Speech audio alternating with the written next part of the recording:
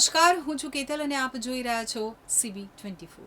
તહેવારો દરમિયાન કાયદો અને વ્યવસ્થાની પરિસ્થિતિ જળવાઈ રહે ત્યારે હોળી અને રમઝાન જેવા પર્વને લઈ અને પોલીસ દ્વારા ફૂટ પેટ્રોલિંગ કરવામાં આવ્યું હતું।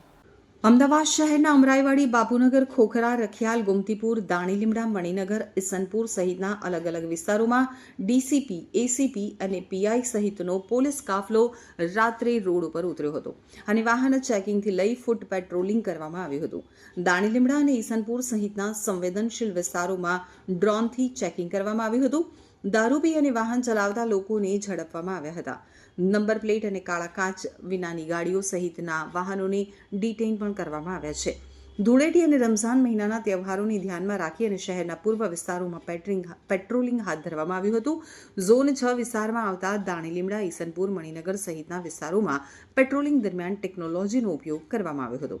નાઇટ વિઝન ડ્રોન દ્વારા ચેકિંગ હાથ ધરવામાં આવ્યું હતું, જેમાં રમઝાન મહિનો હોવાથી મોડી રાત્રે ધમધમતા ભીડવાળા બજારો, સાંકડી ગલીઓ અને મકાનની અગાસીમાં નાઇટ વિઝન ડ્રોન દ્વારા પેટ્રોલિંગ કરવામાં આવ્યું હતું। પોલીસ દ્વારા નંબર પ્લેટ વિહારના વાહનોને ડિટેઇન કરવામાં આવ્યા હતા, તેમજ કાળા કાચની ગાડીઓ સામે પણ કાર્યવાહી કરવામાં આવી હતી। દારૂ પીધેલા પણ ઝડપાયા હતા। તો ઝોન 5 ડીસીપી જીતેન્દ્ર અગ્રવાલે જણાવ્યું હતું કે હોળી અને ધૂળેટીના તહેવાર તેમજ રમઝાન મહિનાને લઈ ઝોન 5માં આવતા રખિયાલ, ખોખરા, બાપુનગર, અમરાઈવાડી, નિકોલ સહિતના અલગ અલગ વિસ્તારોમાં કાયદો અને વ્યવસ્થા જળવાઈ રહે તે માટે ફ્લેગ માર્ચ અને પેટ્રોલિંગ હાથ ધરાયું હતું। તો સંવેદનશીલ વિસ્તાર એવા હિન્દુ અને મુસ્લિમ વિસ્તાર ભેગા થાય છે ત્યાં પેટ્રોલિંગ હાથ ધરવામાં આવ્યું હતું।